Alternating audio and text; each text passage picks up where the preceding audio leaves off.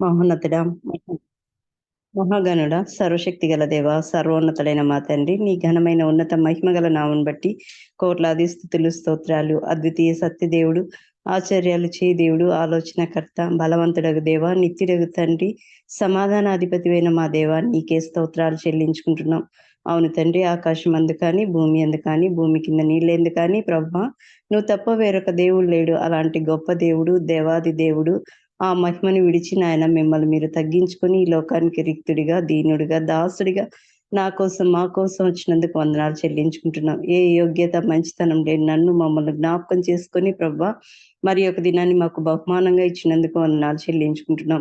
నాయన నువ్వు ఒక దినం మాకు బహుమానంగా ఇచ్చావంటే ఇంకా మా జీవితంలో ఏ లోటుపాట్లు ఉన్నాయో సరి చేసుకోవడానికి మీరు ఇచ్చారని నమ్మి మిమ్మల్ని స్తుతిస్తున్నాం. నాయన ఈ రోజంతా కూడా ప్రభా మరి సాయంకాల సమయంలో 4 గంటలకు మేమందరూ స్త్రీలమైన మేము బలహీనలమే కానీ నాయన మమ్మల్ని అందరినీ బలపరిచి ప్రభా నీ కృపలో నాయన మమ్మల్ని జ్ఞాపకం చేసుకొని ఈ విధంగా కూడుకోవడానికి మీరు ఇచ్చిన సమయాన్ని బట్టి మీకు స్తోత్రాలు చెల్లించుకుంటున్నాం. నాయన ఆది అంత మీరే ఉండండి.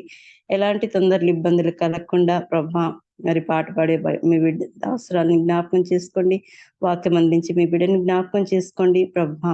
వారిలో మీరుండి మీరు మాట్లాడమని వేడుకుంటున్నాం నాయన. జ్ఞాపకం చేసుకోండి. మరి కెజకని బట్టి నాయన మీకు స్తోత్రాలు ప్రభా. మరి సార్ని బట్టి వందనాలు. నిజంగా ప్రభా వారి జీవితాల్లో మీరు చాలిన దేవుడుగా ఉన్నారు నాయన. ఈ వయసులో కూడా ఎంత ప్రయాసతో నాయన మరి చేస్తున్న సేవను బట్టి స్తోత్రాలు. కుటుంబాన్ని అంతటినీ దీవించి ఆశీర్వదించమని వేడుకుంటున్నాం. అక్క వాళ్ళకు మంచి ఆయుష్ని, ఆరోగ్యాన్ని దయచేయమని వేడుకుంటున్నాం నాయన. మేమందరూ ఈ విధంగా కూడుకోవడానికి మీ బిడ్డకి ఇచ్చిన తలంపుల్ని బట్టి మీకు స్తోత్రాలు చెల్లించుకుంటున్నాం నాయన.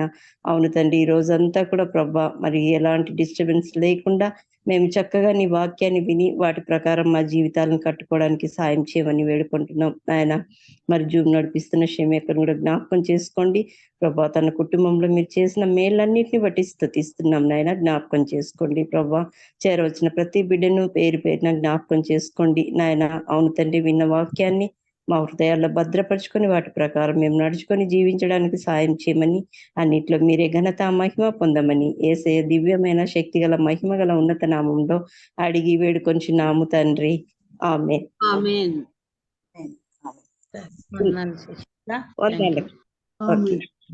మరి ఇప్పుడు అన్నపూర్ణ అక్క గారు పాట పాడి దేవుని నామాన్ని మహిమపరుస్తారు. ఉన్నారా సిస్టర్ అన్నపూర్ణ గారు?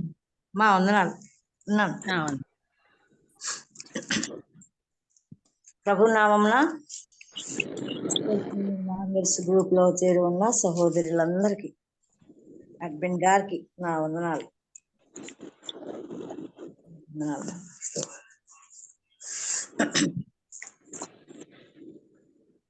నీ పిల్లలుగా పిలువబడుటకు ఎట్టి ప్రేమనను గ్రహించినావు యేసయ్యా.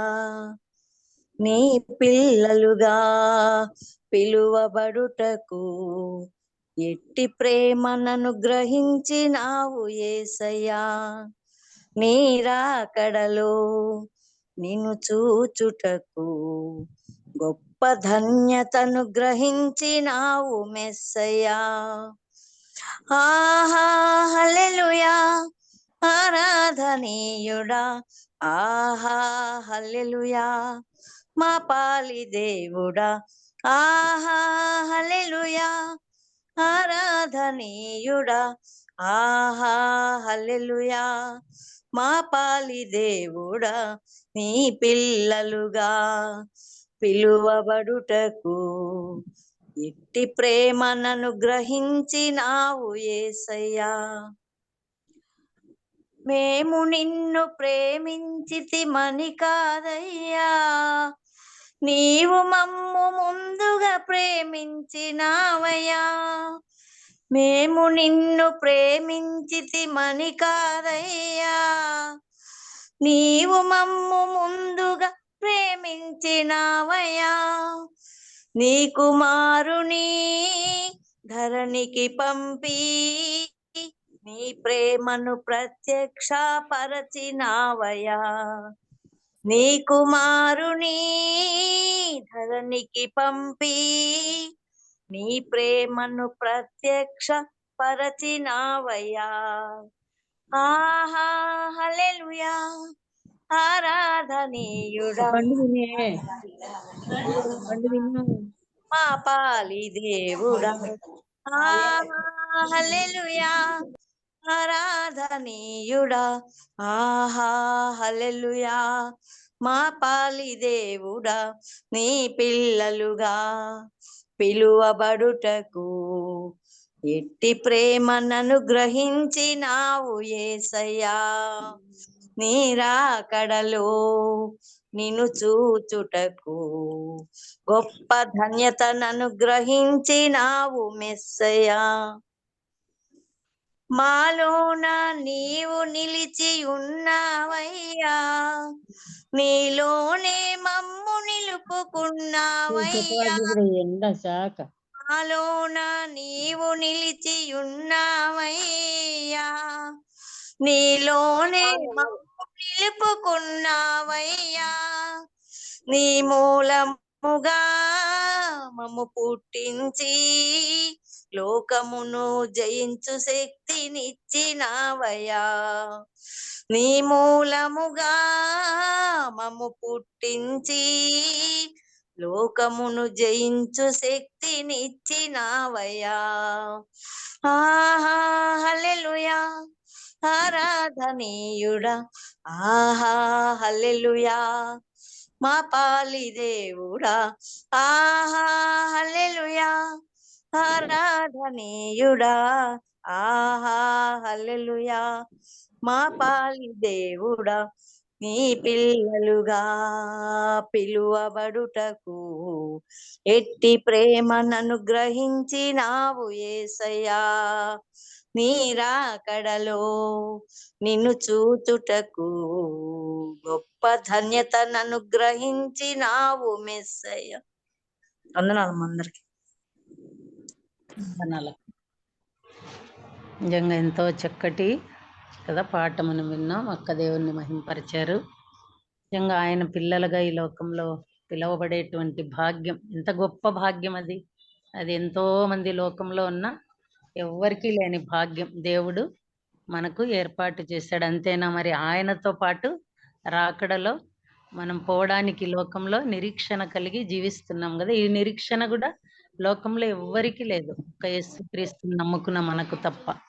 నిజంగా ఆయనే మనం ప్రేమించకున్నా ఆయనే మనల్ని ప్రేమించి ఏర్పరచుకున్న గొప్ప దేవుడు. తన కుమారుని ద్వారా మనకు దేవుడు గొప్ప విజయాన్ని ఇస్తూ వస్తున్నాడు. మనలో నిలిచి ఉన్న దేవుడు కదా, మనల్ని తనలో నిలుపుకున్న దేవుడు. మరి ఆయన మూలంగా పుట్టినవాడు భయపడడు కాబట్టి లోకాన్ని జయిస్తూ ఉంటాడు. కాబట్టి ధన్యత అంతా కూడా ఒక్క యేసుక్రీస్తుని నమ్ముకున్న బిడ్డలకే, ఆయన బిడ్డలమైన మనకే కదా. ఆయన బిడ్డలుగా పిలువబడ్డమే, ఆయన పిల్లలుగా ఉండడమే మనకున్నటువంటి గొప్ప భాగ్యము, ధన్యత. బట్టి చక్కని పాట పాడి దేవుని మహిమపరిచిన అక్కగారికి మరొకసారి వందనాలు తెలియచేస్తున్నాను. ఇప్పుడు సహోదరి వందనాలక్క ప్రియాంక సిస్టర్ గారు మనకు వాక్యాన్ని అందిస్తారు. ఉన్నారా ప్రియాంక సిస్టర్? వందనాలక్క. వందనాలు సిస్టర్.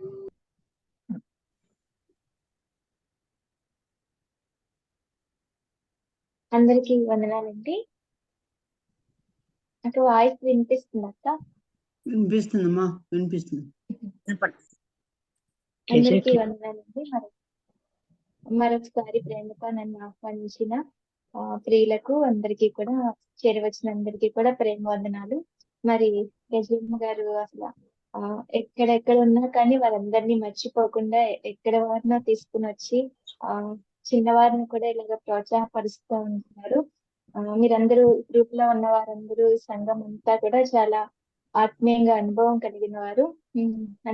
చేత చిన్నవారమైన మాకు కూడా దేవుడు ఈ గ్రూప్ ద్వారా ఈ అవకాశాన్ని ఇచ్చి ఆయన మాకు ఇచ్చిన తలంపులు పంచుకోవడానికి ఇచ్చిన కృపను బట్టి ఎంతగానో స్తుతిస్తున్నాము. మరొకసారి మీ అందరి మధ్యలో దేవుడు నాకు ఇచ్చిన తలంపులు పంచుకోవడానికి ఇచ్చిన అవకాశాన్ని బట్టి ప్రభువుని స్తుతిస్తున్నానండి. పరిశుద్ధ గ్రంథం నుండి ప్రభు వాక్యం చదువుకుందాం. పరిశుద్ధ గ్రంథం నుండి ఇర్మియా గ్రంథం మొదటి అధ్యాయం. ఇర్మియా గ్రంథం మొదటి అధ్యాయం మొదటి నుండి చదువుతున్నాను. ఇర్మియా గ్రంథం 1వ అధ్యాయం 1 నుండి చదువుతున్నాను. బెన్యామీను దేశమందలి అనాథాతులో కాపురమున్న యాజకులలో ఒకడై హిల్కియా కుమారుడైన ఇర్మియా వాక్యములు. ఆమోను కుమారుడైన ఏషియా యూదా రాజై ఉండగా అతని ఏలుబడి 13వ సంవత్సరమున యెహోవాకు ఇర్మియాకు ప్రత్యక్షమాయెను. మరియు ఏషియా కుమారుడు యెహోయాకీము యూదాకు రాజై ఉండగాను, ఏషియా కుమారుడును సిద్కియా యూదాకు రాజై ఉండగాను, అతని ఏలుబడి 11వ సంవత్సరాంతము వరకు, అనగా ఆ సంవత్సరమున 5వ నెలలో యెరూషలేము చెర తీసుకొని పోబడి వరకు ఆ వాక్కు ప్రత్యక్షమగుచుండెను. యెహోవా వాక్కు నాకు ప్రత్యక్షం ఎలాగూ సెలవిచ్చెను. గర్భములో నేను నిన్ను రూపింపక ముందే నిన్నెరిగితిని. నీవు గర్భము నుండి బయలుపడక మునిపే నేను నిన్ను ప్రతిష్ఠించితిని. జనములకు ప్రవక్తగా నిన్ను నియమించితిని. సరిపోతుందండి. తలలు వంచి చిన్న ప్రార్థన సహాయం కోరగా. ప్రేమగల మా తండ్రి, కృపగల మా దేవ, మీ ఘనమైన, ఉన్నతమైన, పరిశుద్ధమైన, అమూల్యమైన నామానికి వందనాలు, స్తుతులు, స్తోత్రాలు చెల్లించుకుంటున్నాం. మా తండ్రి, గొప్ప దేవ, ఎందుకు పనికిరాని నన్ను, మమ్మల్ని ఈ రీతిగా మీ యొక్క పాద సన్నిధిలో నిలవపెట్టి సజీవులుగా ఉంచి మీ యొక్క వాక్యాన్ని ధ్యానించుకునే అవకాశం మాకు దయచేశారు. అందుని బట్టి స్తుతిస్తున్నాం. భారము కలిగి, బాధ్యత కలిగి నడిపిస్తున్న గ్రూప్ సభ్యులు ఉన్నారు. మా ఆంటీని, ఇంకా బాధ్యత కలిగిన స్త్రీల సమాజాన్ని బట్టి స్తుతిస్తున్నాను. ఎందుకు చేతకాని దాన్ని, ఎందుకు పనికిరాని నాకు కూడా ఈ గొప్ప అవకాశం మీరు దయచేశారు. చదవబడిన వాక్యాన్ని మీరు దీవించి ఆశీర్వదించండి. నిలబడినంత సేపు నన్ను మరుగుపరచండి. మీ మాటలు వెల్లడి చేయండి. నిష్ప్రయోజకురాలుగా నన్ను మీకు అప్పగించుకుంటూ, అలాగే నేను ఈ జూమ్ అయ్యేంత వరకు కూడా ఎటువంటి ఆటంకాలు లేకుండా, క్లైమేట్ ద్వారా కానీ నెట్వర్క్ ఇష్యూస్ ఏమీ ఉండకుండా మీ సన్నిధిలో మమ్మల్ని నడిపించమని మీ ఆత్మ సహాయం కోరుకుంటూ యేసుక్రీస్తు వారి ఘనమైన నామం అడిగి స్తుతించి ప్రార్థించి వేడుకుంటున్నాం తండ్రి. ఆమేన్. వాయిస్ క్లియర్ గా వినిపిస్తుందా? వినిపిస్తుంది సిస్టర్. మంచిదండి. మీరు అందరూ కూడా అనుభవం కలిగిన వారే. దేవుడు నాకు ఇచ్చిన అవకాశాన్ని బట్టి తలంపులు పంచుకోవాలని ఆశిస్తున్నాను. మనం చదువుకున్న వాక్య భాగం ఇర్మియా గ్రంథం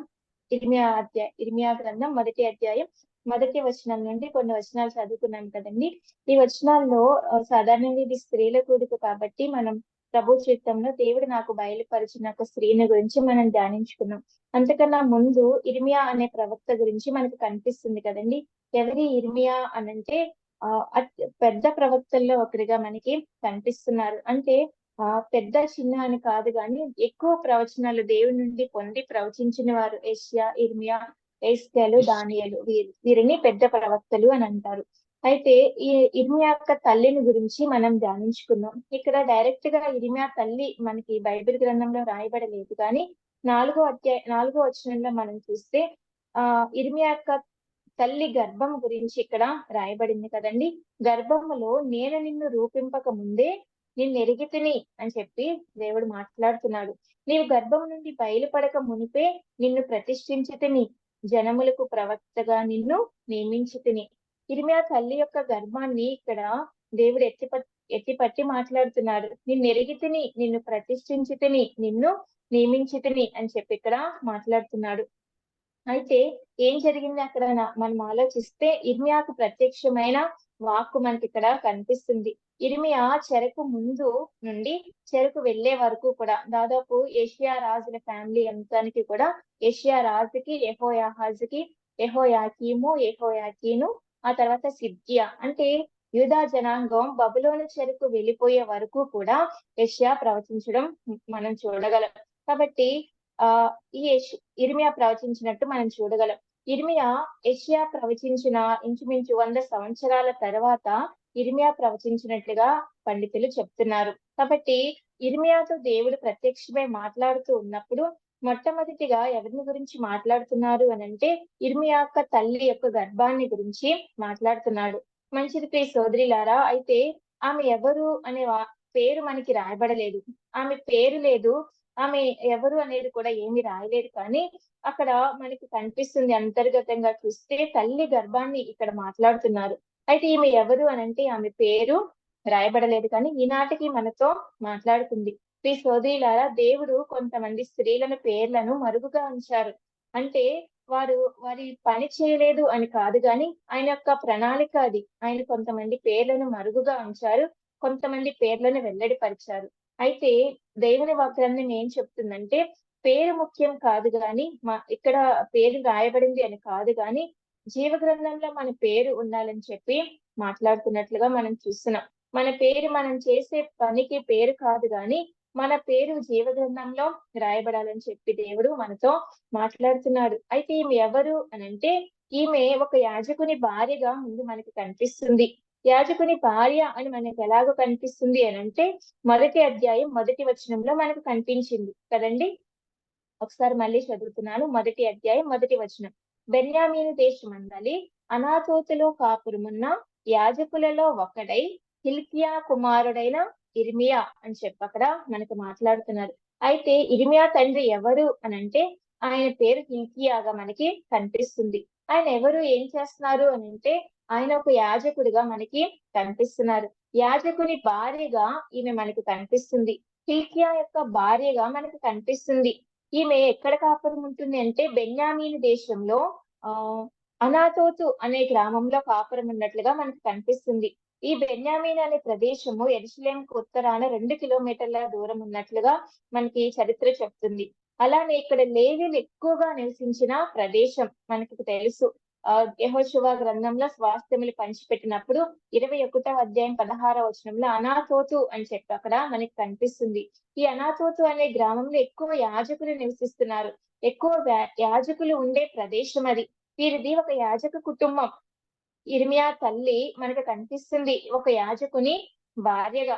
ఈమె ఎలాగుంది, వీరిది ఏ కుటుంబం అంటే, వీరిది ఒక యాజకుని కుటుంబం. అయితే యాజకుని భార్యకి ఉండవలసిన లక్షణాలు ఏంటి అని మనం చూస్తే, లేవీ కాండం 21వ అధ్యాయంలో మనకి కనిపిస్తారు. ఈ లేవీ కాండం 21వ అధ్యాయంలో అక్కడ అహరోను వారి యొక్క యాజకుల గురించి మోషే మాట్లాడుతూ 7వ వచనంలో వారు జార స్త్రీనే కానీ భ్రష్టురాలనే కానీ పెళ్లి చేసుకునకూడదు అని చెప్పి అక్కడ రాయబడింది. పెనిమిటి విడనాడిన స్త్రీని పెళ్లి చేసుకునకూడదు అని చెప్పి యాజకుల కోసం రాయబడింది. లేవీ కాండం 21వ అధ్యాయం 7వ వచనంలో జార స్త్రీ పెళ్లి చేసుకోవడానికి వీలు లేదు.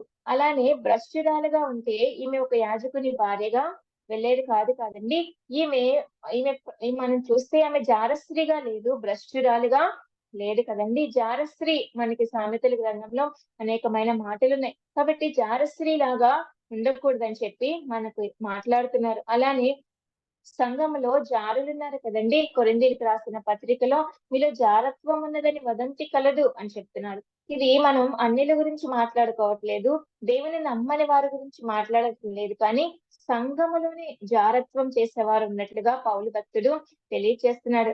అయితే ప్రియ సోదరి, జారత్వం లేని స్త్రీగా మనకి ఇక్కడ కనిపిస్తుంది ఇర్మియా తల్లి. అదే రీతిగా ఈమె భ్రష్టురాలుగా లేదు కదండి.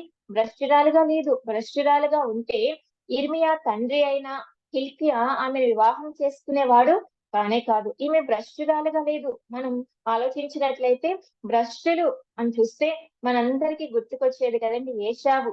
ఒక పూట కూడి కోసం ఏం చేశారు, తన యొక్క జ్యేష్ఠత్వాన్ని అమ్మి వేసిన భ్రష్టుడు కదండి. భ్రష్టత్వం కదా మనకి కనిపిస్తున్నాడు. కాబట్టి ఏదో ఒకటి ఆశించి తనకున్న గొప్ప యొక్క దాన్ని పోగొట్టుకున్నవాడు కదండి. జ్యేష్ఠత్వాన్ని పోగొట్టుకున్నవాడుగా, దేవుడు ఇచ్చిన గొప్ప ధన్యతని పోగొట్టుకున్నవాడుగా కనిపిస్తున్నాడు. భ్రష్టుడైపోయాడు. ఈ సోదరి, మనం లోకాన్ని ఆశించి ఏదోదో ఆశించి కదా, బయట ఉన్న పరిస్థితులను ఆశించి దేవుని కన్నా ఎక్కువగా దేవుడు మనకిచ్చిన స్వాస్థ్యం కన్నా బయట వాటిని ఎక్కువ ప్రేమిస్తూ, లోకాన్ని ప్రేమిస్తూ విడిచిపెట్టి వెళ్తూ భ్రష్టులుగా ఉంటున్నామేమో. అయితే ఒక్కసారి ఇర్మియా తల్లిని మనం జ్ఞాపకం చేసుకోవాలి. ఆమె భ్రష్టురాల్లా లేదు, ఆమె జారస్త్రీగా లేదు కదండి. అందుకే ఆమె హిల్కియాకి భార్యగా ఆమె వచ్చింది. ప్రియ సోదరి, మనకు కూడా మన ప్రధాన యాజకుడు హెబ్రీ పత్రిక 5వ అధ్యాయంలో కనిపిస్తుంది. చదవడానికి టైం అయిపోతుంది కాబట్టి మనం ఆ ప్రధాన యాజకునికి మనం కనిపిస్తున్నాం. మన ప్రధాన యాజకుడు అక్కడ ఉన్నాడు. అయితే సంఘం అనే వధువు కన్యకగా ఆయన వివాహం చేసుకోబోతున్నాడు. కాబట్టి మనం ఆయనకి ఏం చేయబడ్డామండి, ఆయనకి మనము కదా, ప్రదానము చేయబడిన కన్యకలం. మరి మనం ఆయనను ఎదుర్కొనడానికి వెళ్తున్నప్పుడు మనం భ్రష్టత్వంతో జారత్వంతో ఉంటే ఆయన మనల్ని ఆహ్వానిస్తాడా? ఆహ్వానించాడు కదండి. కాబట్టి ఈ లోకంలో ఉన్నప్పుడు అక్కడ మనకి ఇర్మియా తల్లి అయితే జారత్వం లేకుండా భ్రష్టత్వం లేకుండా హిల్కియాకి భార్యగా ఎలా వచ్చిందో, మనము కూడా మన ప్రధాన యాజకుని ఎదుర్కొనడానికి వెళ్ళినప్పుడు జారత్వం లేకుండా భ్రష్టులముగా ఉండకుండా ఆయన ఎదుర్కొనే ధైర్యముగా ఆయన ఎదుర్కొనే వారముగా ఉండాలి. ఇంక నేను సాగిపోతున్నాను. ఈమె ఒక యాజకుని భార్యగా మనకి కనిపిస్తుంది. మిగిలిన వారు ఉన్నారు ఆ కాలంలో యాజకులు. ఏం చెప్తున్నారు? గాలి మాటలు చెప్తున్నారు. ఇంకా కీడు రాదు అని చెప్తున్నారు కదండి. వారు దేవుడికి ప్రతిగా బయలుదేవతను ప్రవచిస్తున్నారు. దేవునికి కోపం పుట్టించేవారుగా ఉన్నారు. వారు పైనే బాగు చేసేవారుగా ఉన్నారంట. ఇర్మియా గ్రంథం అంతా చదివితే మనకు కనిపిస్తారు. మిగిలిన వారు ఎలా ప్రవచిస్తున్నారంటే పైనే గాయములు పడుతున్నారు.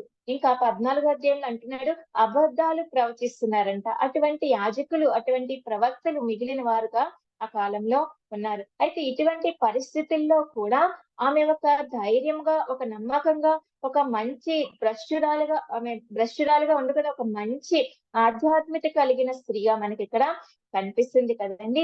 ఈమె గురించి మనం చూసాం. ఆమె ఒక యాజకుని భార్యగా మనకి కనిపించింది. ఇంకా నేను దాటిపోతున్నాను. ఆ తర్వాత ఒక భార్యగా ఆమె స్థానం చూసాం.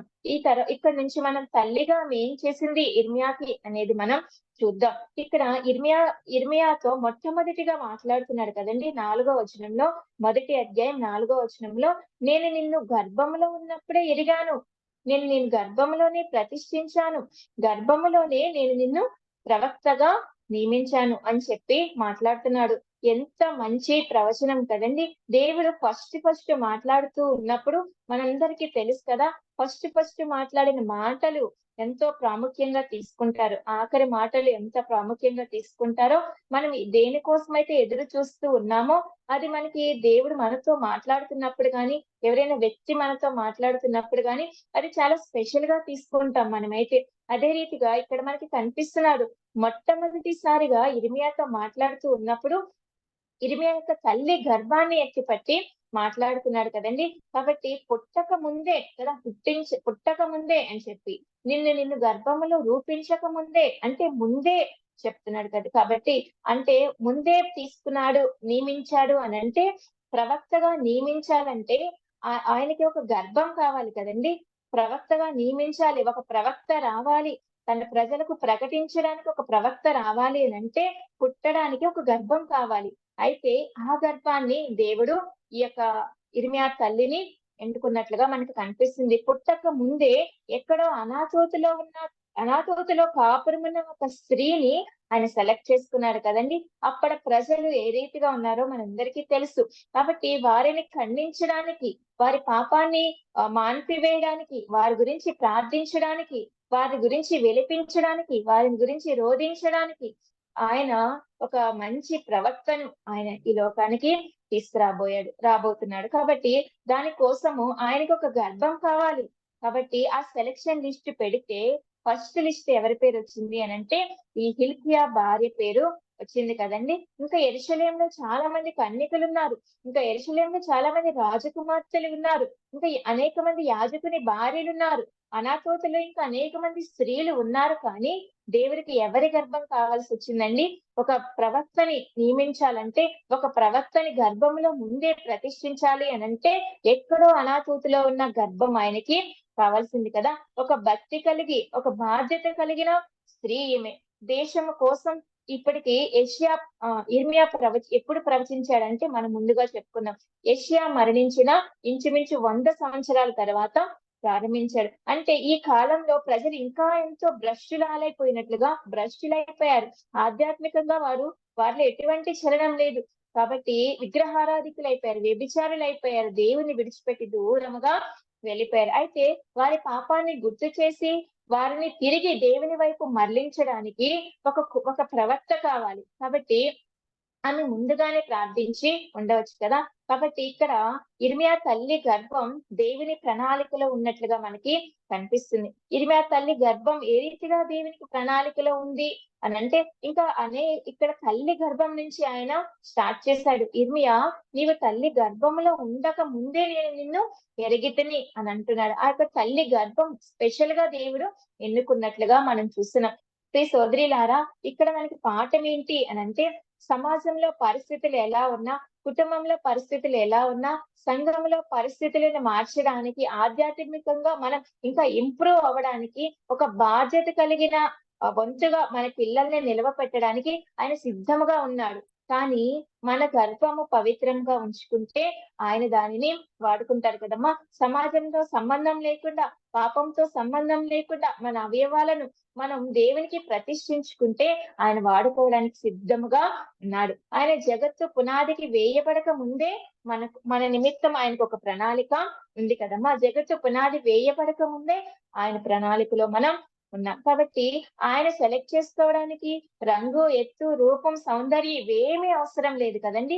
ఆయన బాహ్యమైన సౌందర్యం చూడరు. దావీదు విషయంలో, దావీదుని ఎన్నుకునే సమయంలో మనకు కనిపిస్తది. ఎత్తుగా ఉన్నాడు కదా, రూపసిగా ఉన్నాడు, పెద్ద కండ్లు కలిగిన వాడు, ఇంకా భుజముల వరకు ఉన్నాడు, ఎత్తుగా ఉన్నాడు, ఈయన్ని ఎన్నుకున్నాడేమో అని చెప్పి సమూయేలు అనుకున్నాడు. కానీ అంటున్నాడు, మనుషులు లక్ష్య పెట్టువాని నేను లక్ష్య పెట్టను. అమ్మ, ఆయన మనల్ని సెలెక్ట్ చేసుకోవడానికి రెడీగా ఉన్నాడు.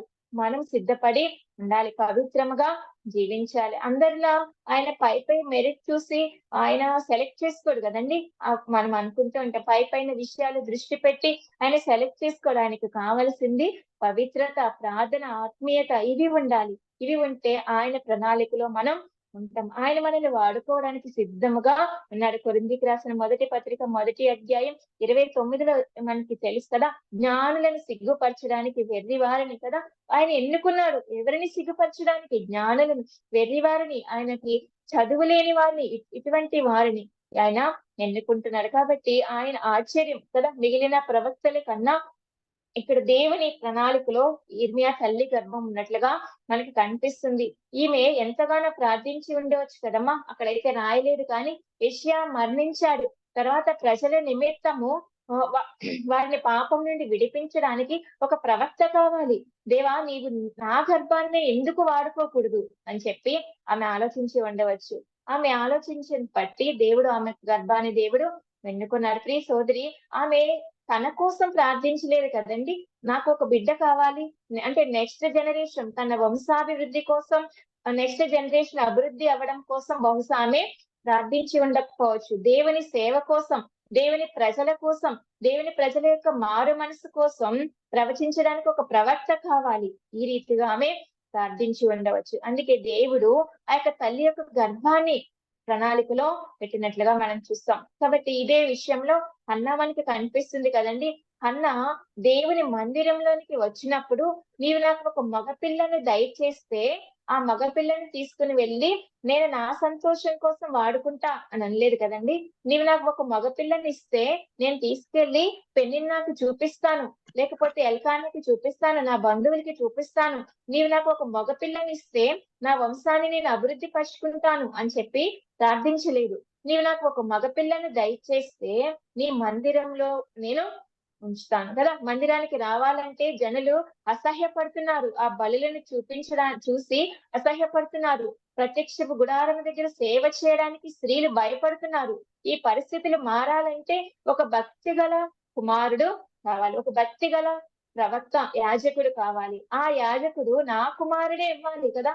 నా కుమారుడు ఎందుకు కాకూడదు? నేను ప్రార్థిస్తున్నాను కాబట్టి నాకు ఒక మగపిల్లని దయచేయి అని చెప్పి తన స్వార్థం కోసం కాకుండా దేవుని పని కోసం అడిగిన హన్నా మనకి కనిపిస్తుంది. ముందు మన అవసరం, హన్నాకి అవసరం ఉంది కుమారుడు పుట్టడం, కానీ ముందు తన ప్రయారిటీ కనిపివ్వకుండా దేవుని పని కోసం అడిగింది కదండి. దేవుని నుంచి, చేతి నుండి వచ్చే దీవెనలు మనం పొందుకోవాలి. ప్రియ సోదరి, ఈ రీతిగా ఇర్మియా తల్లి గర్భం దేవుని యొక్క ప్రణాళికగా మనకి కనిపిస్తుంది. ఇదే ఎగ్జాంపుల్ లో మనం చూడొచ్చు కదండి. మరియా గర్భం కదా, ఇదిగో కన్యక గర్భవతి కుమారుని కనును అని చెప్పి ఒక కన్యక కోసం ఏముందండి? ఒక ప్రణాళిక, ఒక ప్రవచనం ఉంది. అయితే ఆ కాలంలో ఇదులు ప్రతి కన్యక కూడా నేను చెప్తుంటే విన్నాను ప్రియులు, ప్రతి కన్యక కూడా నా గర్భాన వస్తాడేమో అని చెప్పి ఎదురు చూసేవారంట. అలాగే ఆ బెత్లెహేం, ఆ యెరూషలేములో ప్రజలందరూ కూడా పెళ్లి కాని వారి, వివాహం కాని వారి కడుపు వైపు చూసేవారంట. అంటే వారికి ఏమైనా గర్భం వచ్చిందేమో, ఆ కన్యక గర్భము వెంట ఇమ్మానుయేలు పుడతాడు అని చెప్పి ప్రవచనం ఉంది కాబట్టి కన్యక వైపు చూసేవారంట. అయితే వాళ్ళందరికీ ఆ భాగ్యం రాలేదు కానీ ఎవరికి వచ్చిందమ్మా ఆ ధన్యత? కన్య మరియకు వచ్చింది కదా. అయితే కన్య మరియకు ఆ గర్భం, ఆ ప్రణాళిక ఉంది. మరియ గర్భము కూడా దేవుని యొక్క ప్రణాళిక. అయితే ఆ ప్రణాళికలో ఉంది, అంతటి అవకాశాన్ని పొందుకుంది, అంతటి ధన్యతను పొందుకుంది సరికదా. దానితో పాటు ఏం పొందుకుందమ్మా ఆమె? అవమానాలు, హేళనలు, నిందలు కదా. ఒక కన్యక గర్భవతి అయిందని చెప్పి ఎన్నో నిందలు, ఎన్నో అవమానాలు ఆయన ప్రణాళికలో ఉంది, మంచిదే. కానీ వాటితో పాటు ఏం పొందుకుందమ్మా? అవమానాలు, నిందలు కూడా పొందుకుంది. ఇదేంటి కన్యక గర్భవతి అయిందా, ఇలా ఎలా జరిగిందని చెప్పి ఎన్నో అవమానాలు మనం చూడగలం. కాబట్టి ఆయన చేయబోయే కార్యాలు మనుషులకు అర్థం కాదు కదండి, మనుషులకు తెలియదు. దైవ కార్యాలు అర్థం చేసుకునే మనస్సు మనకి ఉండాలి. మనుషులు కదా, మనుషులు ఆమెను ఎంతో నిందించి ఉండవచ్చు, కానీ ఆమె దేవుని ప్రణాళికను నమ్మింది. నేను ఆయన ప్రణాళికలో ఉన్నాను, కానీ ఆయన ప్రణాళికలో ఉన్నప్పుడు నాకు నిందలు వచ్చినా పర్వాలేదు, నాకు హింసలు వచ్చినా పర్వాలేదు, ఎవరు నన్ను అవమానపరిచినా పర్వాలేదు అని చెప్పి ఆమె ఎంతగానో నమ్మకంతో సాగిపోయింది. ప్రియ సోదరి, ఆయన ప్రణాళికలో మనం ఉన్నాం, అది మనం గుర్తించాలి. అందుకే మనకి నిందలు, అందుకే మనకి శ్రమలు, అందుకే మనకి హింసలు. అందరూ కూడా మనల్ని హేళన చేస్తున్నారు. ఎందుకు అనంటే ఆయన ప్రణాళికలో మనం ఉన్నాం. ఆ తర్వాత కాలంలో ఆయన మనకి ఇవ్వబో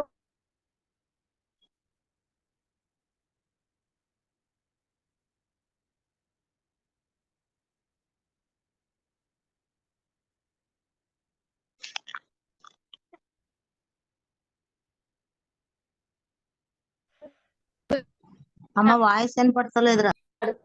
మనం చూడగలం. గర్భం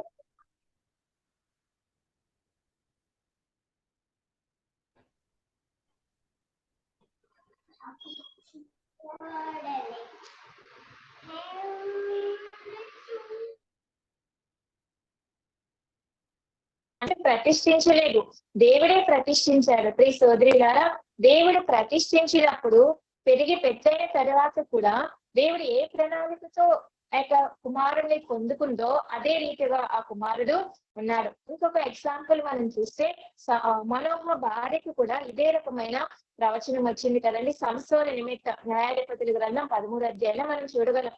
సంసోనుకు కూడా దేవుడు ముందే నాజీరు చేశాడు కదా, ముందే నాజీరు చేయబడిన ప్రవక్తగా పెట్టాడు. కానీ ప్రవక్తగా న్యాయాధిపతిగా వచ్చిన సంసోను గర్భముల నుండి బయటికి వచ్చిన తర్వాత లోకాన్ని చూశాడు, నేత్రాశకు లోనైపోయాడు కదండి. ఆ రీతిగా బ్రతకలేదు.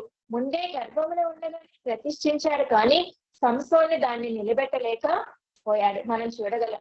ఇర్మియా గురించి దేవుడు ప్రతిష్ఠించాడు, ఆ రీతిగానే ఇర్మియా కూడా తన జీవితాన్ని జీవించాడు. ఇప్పుడు ఇర్మియా వెళ్ళి చెప్తే కదండి, తన తల్లికి వెళ్ళి అమ్మా నీ గర్భం గురించే మాట్లాడాడమ్మా. మనం జనరల్ గా మనం వెళ్ళి మాట్లాడుకున్నట్లయితే నీ గర్భం గురించే మాట్లాడాడమ్మా దేవుడు నాతో. మొట్టమొదటిగా నీ గర్భాన్ని దేవుడు ఎన్నుకున్నాడంట, నీ గర్భంలోనే నన్ను ముందుగానే ప్రతిష్ఠించాడు అని చెప్తున్నప్పుడు ఇర్మియా తల్లి మనసు ఒకసారి మనం ఆలోచించగలం. దేవా, నా గర్భాన్ని ఎన్నుకున్నావా? పిండముగా ఉండబడక ముందే, పడక ముందే ప్రవక్తగా నియమించావా? ముందే రెడీ చేసి పెట్టావా నా గర్భంలో? నేనెంతటి దాన్నయ్యా? నా స్థితి ఎంత? నా యోగ్యత ఎంత? నేను ఎక్కడో అనాథోతిలో ఉంటున్నాను కదా, నా పట్ల నీ దయ ఎంతయ్యా? ఊహకు అందరిది కదా. ఎవరి కోసమైతే ప్రార్థించిందో ఈమె, ఆ వ్యక్తితోనే దేవుడు మాట్లాడాడు కదండి. ఇదే సమయంలో మనం చూడగలం. ఇక్కడే మన హన్నా కూడా ప్రార్థించింది, ఆ వ్యక్తితోనే దేవుడు వచ్చి మాట్లాడాడు కదా, సమూయేలుతో మనం చూడగలం. కాబట్టి ఏలితో ఆయన మాట్లాడలేదు, బాలుడైన సమూయేలుతో మాట్లాడు కదా. కుమారుని గొప్పతనం, కుమారుని యొక్క ఆత్మీయత చూసి ఈమె ఎంతగానో ఆనంద పడుతుంది కదా.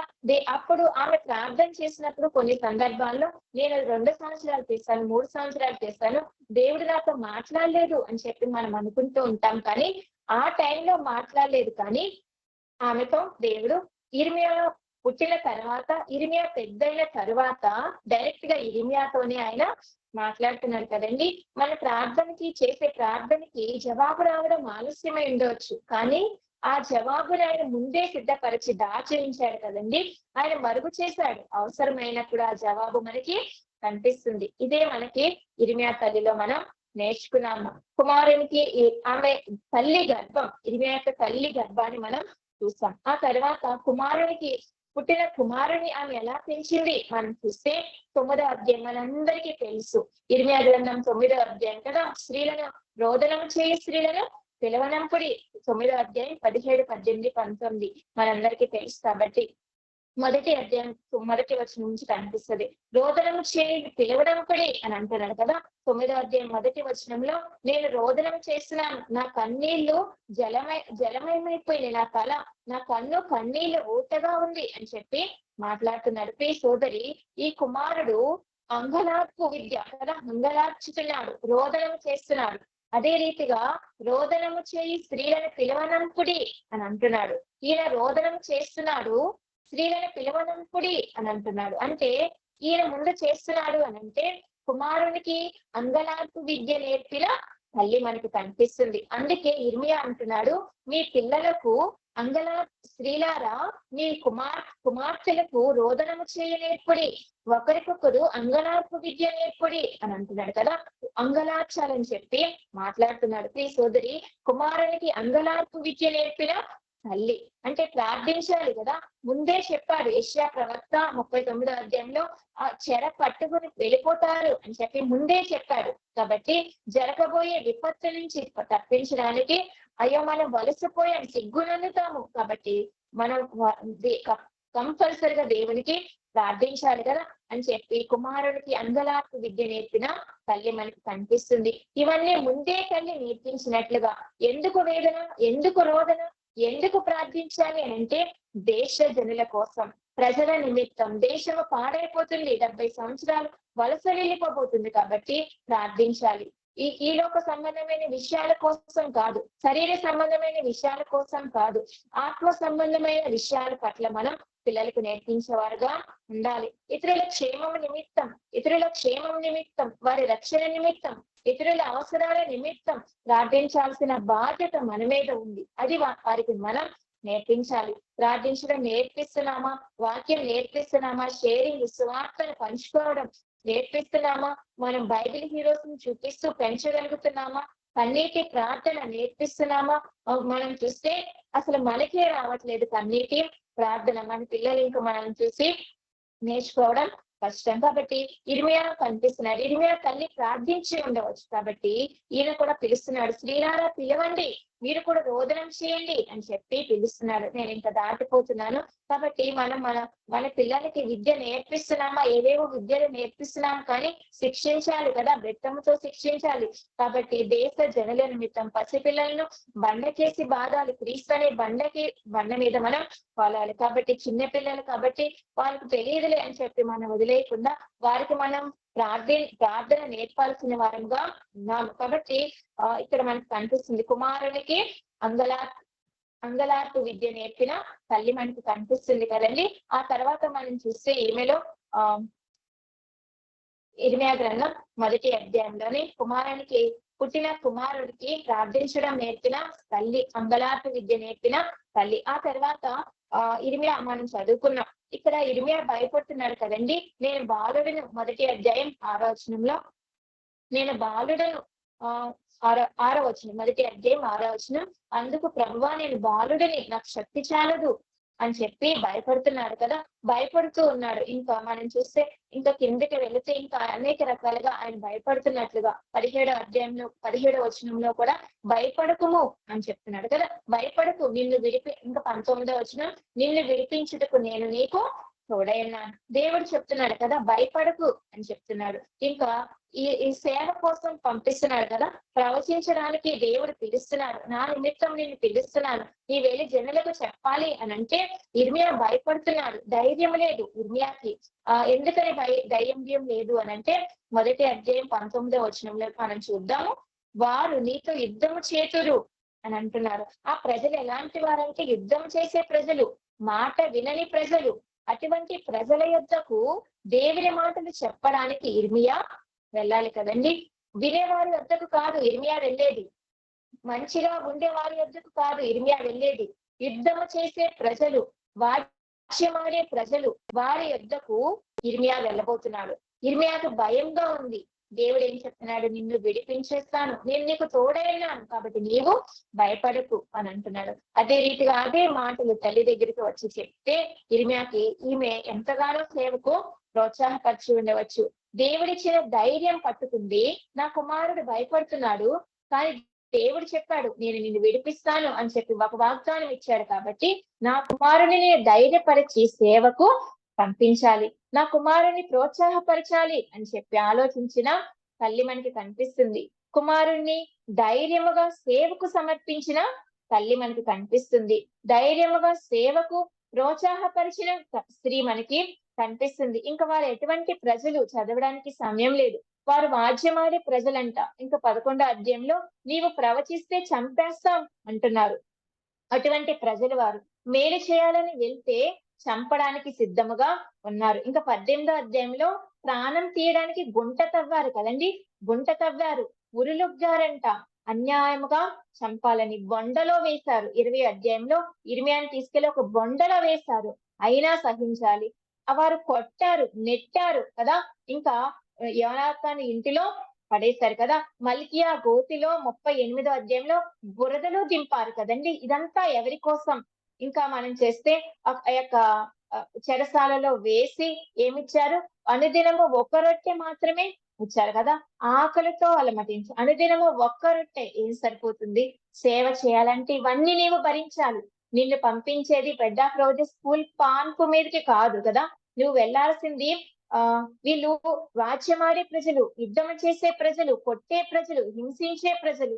అయినా వారి నిమిత్తం నీ వెళ్ళి దేవుడిచ్చిన ప్రవచనాలు చెప్పాలి కదా. సిద్ధ్యాతో అంటారు, నన్ను దయనీయమైన స్థితిలో ఉన్నాడు కదా, రాజా నన్ను ఇంటికి ఇంకా పంపొద్దు. అదంతా ఆలోచిస్తే ఇర్మియా ఎటువంటి స్థితిలో ఉన్నాడో, ఎన్ని కష్టాలు పడుతున్నాడో మనకి అర్థమవుతుంది. ఆకలితో కదా ఒక్క రొట్టె ఇస్తే తల్లికి, అది చూసిన తల్లి, ఆమె అప్పుడు బ్రతికుందో లేదో మనకి తెలియదు, కానీ కుమారుడు ఒక్క రొట్టె తిని అలా ఉంటున్నాడు అని అంటే ఎంత కష్టం కదండి. అయినా పర్వాలేదు, ఇవన్నీ వీరు ముందే ఆలోచించారు. ఎందుకంటే దేవుడు చెప్పారు కదా, వీరు ఇటువంటి ప్రజలు, యుద్ధం చేసే ప్రజలు, వారి దగ్గరికి నిన్ను పంపిస్తున్నాను. వారు మాట వినే ప్రజలు కాదు, యుద్ధం చేసే ప్రజలు, వాద్యమాడే ప్రజలు. అయినా పర్వాలేదు, నేను వారి దగ్గరికి నిన్ను పంపిస్తున్నాను, కాబట్టి నీవి వెళ్ళు. తండ్రి పని నిమిత్తము చావడానికైనా సిద్ధం. దేవుని సేవ నిమిత్తము మనము మంచి అన్ని కలిపి ఉన్నప్పుడు దేవుని సేవ చేయడం వేరు కదా. ప్రతికూల పరిస్థితుల్లోనూ కూడా దేవుని సేవ చేయాలి. అన్నిటినీ వదిలిపెట్టి పౌలు భక్తుడు మనం జ్ఞాపకం చేసుకోవాలి. ప్రభు పని నిమిత్తం మన శరీరాలను, మన యొక్క ధనాన్ని, మన గృహాలను, మన సమయాన్ని, వీటన్నిటినీ కూడా వాడుకోవాల్సిన వారముగా ఉన్నాము. ధైర్యముగా దేవుని సేవకు వెళ్ళేవా, పిరికి వారుగా కాకుండా ఎంతో మంది మిషనరీలు మన అసెంబ్లీ నుంచి వెళ్తున్నారు కదండి. కాబట్టి అటువంటి వారు ధైర్యముగా ప్రోత్సహించిన వారి వెనుక కూడా ఇటువంటి తల్లులే ఉంటారు కదండి. కాబట్టి ప్రియ సోదరులారా, ధైర్యముగా సేవకు ప్రోత్సాహపరిచిన తల్లి. సమయం అయిపోతుంది కాబట్టి నేను ఇంకా దాటిపోతున్నాను. ఇంకా ఇర్మియా గ్రంథం ఇంకొక అంశాన్ని చూద్దాం. 16వ అధ్యాయం 1వ వచనాన్ని నేను చదువుతున్నాను. ఇర్మియా గ్రంథం 16వ అధ్యాయం 1వ వచనం. మరియు యెహోవా నాకు ప్రత్యక్షమై ఇలాగూ సెలవిచ్చెను, ఈ స్థలమందు నీకు కుమారులైనను కుమార్తెలైనను పుట్టకుండునట్లు నీవు వివాహము చేసుకునకూడదు అని అంటున్నాడు కదండి. వివాహము చేసుకునకూడదు. ఈ స్థలంలో నీకు వివాహం ఉండదు. ఈ స్థలంలో నీకు కుమారులు గాని కుమార్తెలు గాని పుట్టరు. నీవు అసలు వివాహమే చేసుకోకూడదు అని చెప్పి దేవుడు అంటున్నాడు కదా. అసలు సాధారణంగా తల్లిదండ్రులకి ఆశ ఉంటుంది కదండి, బిడ్డలు పెద్దయిన తర్వాత వారికి వివాహం చేయాలి, వివాహం అయిన తర్వాత వారికి కుమారులు కానీ కుమార్తెలు సంతానం కలగాలి అని చెప్పి ప్రార్థిస్తూ ఉంటారు. అది మంచిదే ఈ సమయంలో. కానీ ఆయన ప్రణాళిక వేరుగా ఉంది. ఇప్పుడు అంటున్నారు కలిసి భార్యాభర్తలు ఇద్దరూ కలిసి సేవ చేయాలి, అది మంచిది అని చెప్పి అంటున్నారు. అది మంచిదే. కానీ ఇర్మియా కాలంలో ఇర్మియాకి ఒక ప్రణాళిక ఉంది దేవుని, అది ఇర్మియా పట్ల దేవునికి. ఇర్మియా వివాహం చేసుకోకూడదు. ఇర్మియాకి కుమారులు గాని కుమార్తెలు గాని కలగరు. కాబట్టి సంతానం ఉండదు, వివాహం ఉండదు. అంటే భార్య బిడ్డలు ఉండరు కదండి. మరి ఇలాగా ఆలోచిస్తే తల్లిదండ్రులు ఏం ఆలోచిస్తారు? కుమారుడి ద్వారా తమ వంశం అభివృద్ధి అవ్వాలి, అదే కదండి ఆలోచిస్తారు. ఆడకుమార్తె పుట్టింది అంటే ఎంతో బాధ వారికి కదా. ఎందుకు అనంటే వంశాభివృద్ధి లేదు. ఒక్క కుమారుడైనా పుడితే బాగుండు అని ఆశపడేవారు చాలా మంది ఉన్నారు. అదే రీతిగా ఈమెను మనం ఆలోచిస్తే అదే పరిస్థితులు ఈమె మనకు కనిపిస్తుంది. కానీ ఈమె తన కుమార్తె వివాహము జరగదు. అదే రీతిగా సంతానము కూడా కలగదు. ఇది దేవుని వాక్కు, ఇది దేవుని ప్రణాళిక. కాబట్టి ఆమె దానికి లోబడినట్లుగా మనం అర్థం చేసుకోవచ్చు. దేవుని మాట విని వంశాన్ని త్యాగం చేసిన స్త్రీ మనకు కనిపిస్తుంది. దేవుడు నాతో చెప్పాడమ్మా, నీవు వివాహం చేసుకోకూడదు, నీకు కుమారులు కాని కుమార్తెలు కాని పుట్టరు అనంటే వివాహము కోసము కుమారుణ్ణి వెనుక నుండి ఈమె ఏమి ఇబ్బంది పెట్టింది కాదు కదండి. ఇర్మియాకి దేవుడు చెప్పాడు కుమారులు గాని కుమార్తెలు గాని పుట్టరు, నీకు వివాహం అవ్వదు అని. కానీ తల్లి ఆశపడితే ఇర్మియా దేవుని సేవ చేసేవాడు కాదు కదండి. తల్లి కావాలంటుంది, కుమారుడు గాని కుమార్తె గాని కావాలి, నీ భార్య నీకు వివాహం చేయాలి అని చెప్పి తల్లి వెనకకి లాగితే ఇర్మియా యొక్క ప్రవచనం కొనసాగేది కాదు కదా. అవన్నీ దేవుని మాటకి ఉపయోగపడి తన వంశాన్నే త్యాగం చేసిన స్త్రీ మనకు కనిపిస్తుంది. సంతానం వివాహం కాలేదని నిందించేవారు ఉంటారు, అది దేవుని ప్రణాళిక. యొఫ్తా కుమార్తె మనకి కనిపిస్తుంది కదండి. ఆమె కన్యకగానే దేవునికి కన్యకగానే యొఫ్తా కుమార్తె అక్కడ మనకి కనిపిస్తుంది. కన్యకగానే ఆమె మరణించింది అక్కడ ఆమె మనకు కనిపిస్తుంది. అదే రీతిగా గర్భఫలం అనేది ఆయనే ఇచ్చేవాడు కదండి. యెహోవా అనుగ్రహించి స్వాస్థ్యముగా కనిపిస్తుంది. ఆయన గర్భాన్ని మూచేవాడు, ఆయన గర్భాన్ని తెరిచేవాడుగా మనకి కనిపిస్తున్నాడు. అబీమెలెకు వారి ఇంటి వారి యొక్క గర్భాన్ని శారాన్ని బట్టి మూసివేశాడు కదండి. ఆ తర్వాత తెరిచిన వాడుగా మనకి కనిపిస్తున్నాడు. కాబట్టి వివాహమైనా కానీ సంతానమైనా కానీ ఆయన ప్రణాళిక. కాబట్టి ఆయన మాట విని తన వంశాన్ని దేవుని కోసం త్యాగం చేసిన స్త్రీ మనకు కనిపిస్తుంది. యెషయా ప్రవక్త అయితే వివాహం చేసుకున్నాడు, ఆమె ఒక ప్రవక్తి.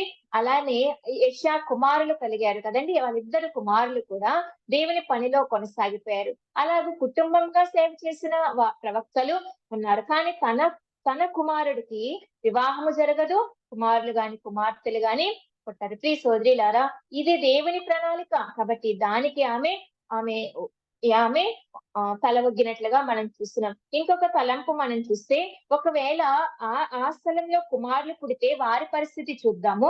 16వ అధ్యాయం 3వ వచనంలో, ఈ స్థలమందు పుట్టు కుమారులు గూర్చి కుమార్తెలను గూర్చి వారిని కనిన తల్లిని గూర్చి ఈ దేశంలో వారిని కనిన తండ్రులను గూర్చి యెహోవా ఇలాగ సెలవిచ్చుచున్నాడు, వారు ఘోరమైన మరణం నొందెదరు, వారిని గూర్చి రోదనం చేయబడదు, వారు పాతి పెట్టబడక భూమి మీద పెంటవలే పడివిందురు, వారి ఖడ్గము చేతను క్షామము చేతను నశించెదరు, వారి శవములు ఆకాశ పక్షులకును భూజంతువులకును ఆహారముగా ఉండును.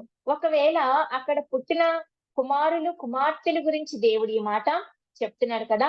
ఆ స్థలంలో కుమారులు గాని కుమార్తెలు గాని పుడితే వారందరూ కూడా ఘోరమైన మరణం, వారిని కప్పి పెట్టడానికి లేదు కదండి, వారిని సమాధి చేయబడరు, ఆకాశ పక్షులు వారు వాటిని తినేస్తాయి. కాబట్టి ఇటువంటి పిల్లలు పుట్టి, ఒకవేళ మనకు పిల్లలు పుట్టినా కానీ అటువంటి పరిస్థితి మిగిలిన వారి పిల్లలకి కనిపిస్తుంది. కాబట్టి ఇంకొక ఆలోచన ఏంటంటే, దీని తర్వాత వీరు 70 సంవత్సరాలు చెరకు వెళ్ళిపోబోతున్నారు కదండి.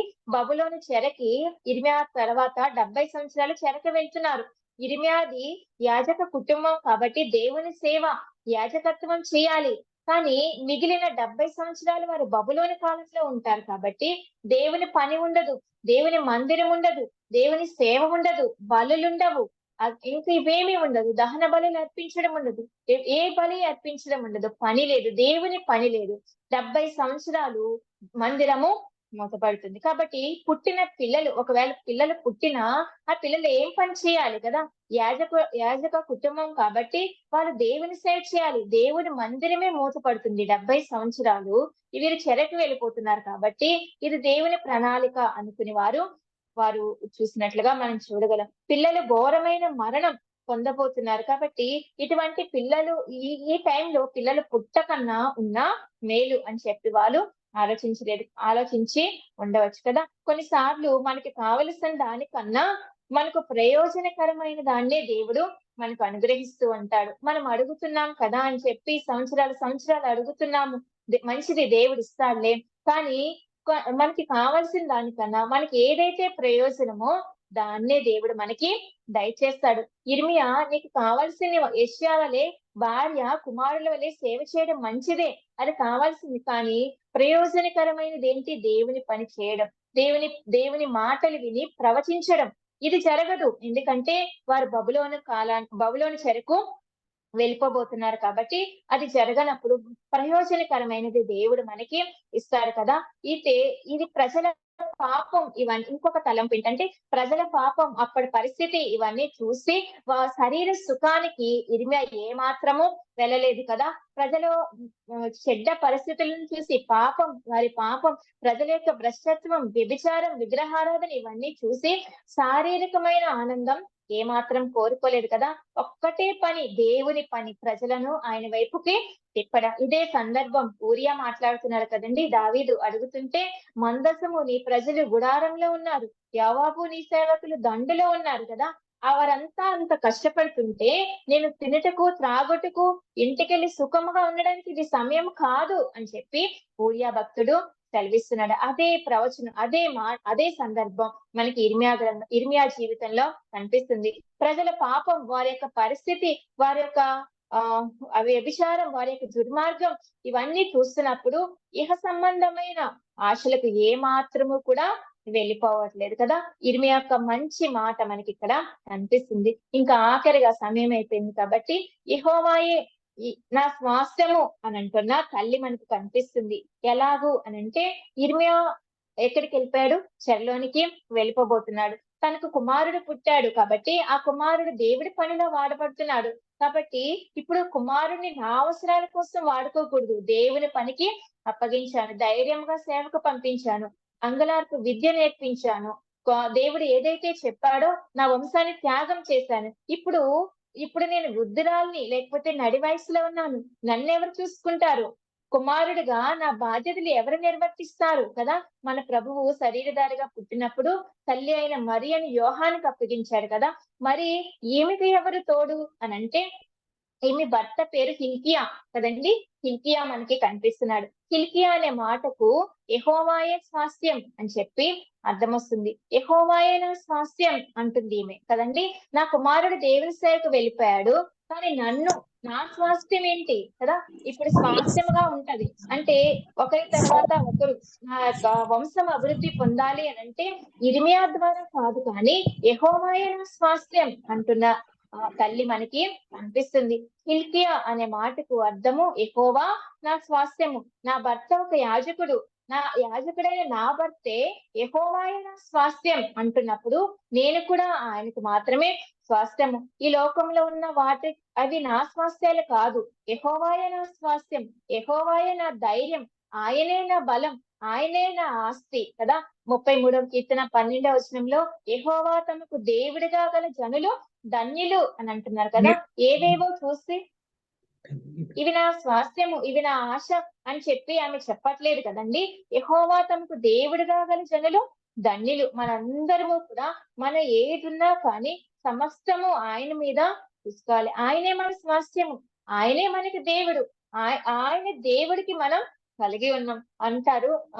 మాకు తెలిసిన ఒక కొలీగ్ ఉన్నారు, మేడం అంటారు, మీకేంటండి మీరు మీకు దేవుడి రికమెండేషన్ ఉంటదండి అని చెప్పి మాట్లాడుతూ ఉంటారు. కాబట్టి మనం చాలా ప్రౌడ్ గా ఫీల్ అవ్వాలి కదండి.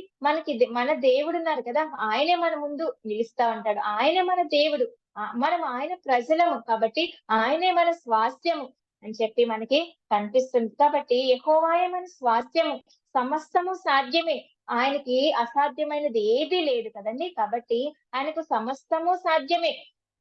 కాబట్టి ఆయనే మన దేవుడు కదా. యెహోవా తమకు దేవుడుగా గల జనులు ధన్యులు. ఆ తర్వాత ఇర్మియా అనే మాటకు యెహోవా స్థాపించును అని వస్తుంది. యెహోవా స్థాపించును, తన కొడుకుకి అర్థం ఏంటంటే యెహోవా స్థాపించును అని అర్థం వస్తుంది. ఈ ప్రస్తుతానికి యెహోవాయే నా స్వాస్థ్యము అంటుంది. అంటే నన్ను చూసుకునేది మొత్తం, నా బాధ్యత, నాకు అండ, నా కొండ, నా ధైర్యం అంతా కూడా యెహోవాయే.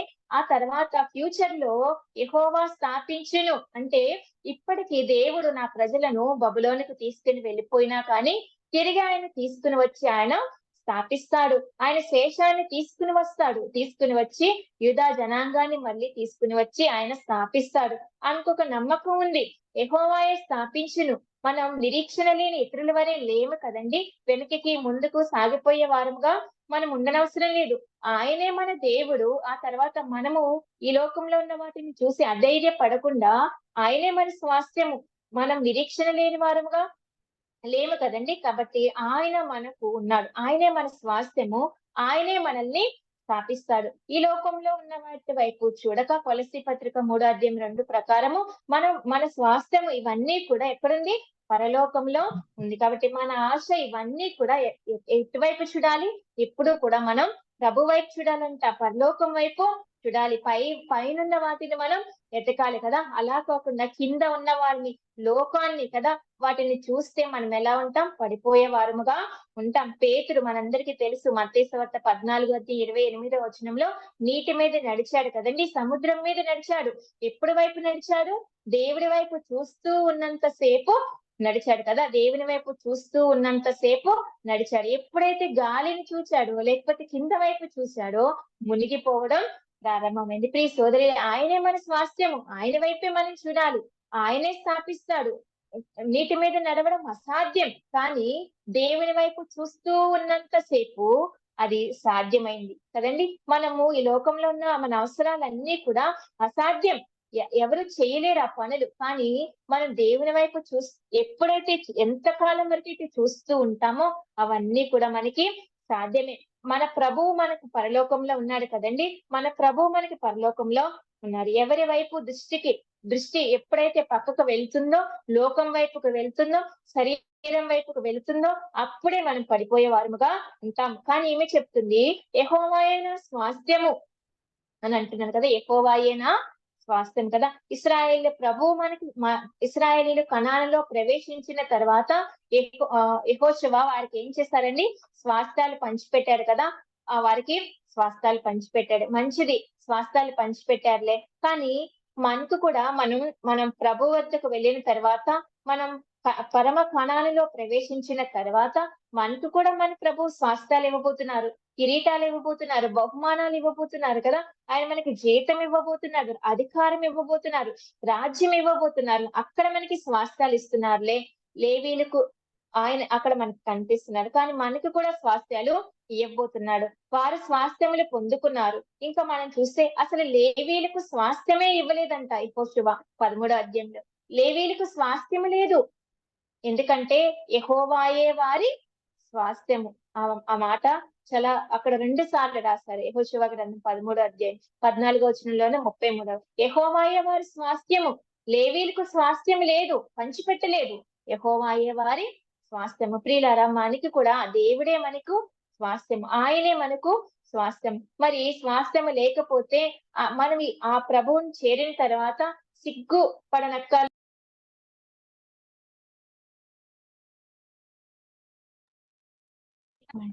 వాయిస్ రాలేదు. ప్రియాంక సిస్టర్ వాయిస్ రాలేదుమా ప్రియాంక. సిగ్గుపడనక్కని అక్కరలేని పనివారిగా మనం నిలవబడాలి. ఆ రీతిగా మనం నిలవబడడానికి ఆయన మనకు స్వాస్థ్యం, ఒక నిరీక్షణ కదండి. యెహోవా స్థాపించును అని చెప్పి ఒక నిరీక్షణ ఏ రీతిగా అయితే ఉందో మనకు కూడా ప్రభువు అలానే స్వాస్థ్యాలు ఇవ్వబోతున్నాడు అని చెప్పి ఒక నిరీక్షణ ఉంచి వెళ్ళిపోయారు. మన ఇతరుల వలె సిగ్గుపడుతూ భయపడుతూ బతకాల్సిన పని లేదు. ఎందుకంటే ఈ లోకంలో మన పట్ల ఆయనకు ఒక ప్రణాళిక ఉంది. ఆ ప్రణాళికను మనం నెరవేరిస్తే ఆయన మనకి స్వాస్థ్యములు ఇవ్వబోతున్నాడు. ఆ రీతిగా ఇర్మియా లేకపోయినా కానీ భర్త పేరు అర్థం యెహోవా నా స్వాస్థ్యము, యెహోవా స్థాపించును అని చెప్పి యెహోవాని చూస్తూ తన యొక్క కుమారుణ్ణి పెంచిన తల్లి మనకు కనిపిస్తుంది, ఇర్మియా తల్లి. ఆ రీతిగా మనము కూడా దేవుని వైపు చూస్తూ ముందుకు వెళ్ళడానికి ప్రభు మనకి సహాయము దయచేయను గాక. దేవుడి తలంపులను దీవించును గాక. నాకు ఈ అవకాశం ఇచ్చిన సోదరులకు కూడా ప్రేమను తెలియజేస్తాను. వందనాలమ్మా ప్రియాంక.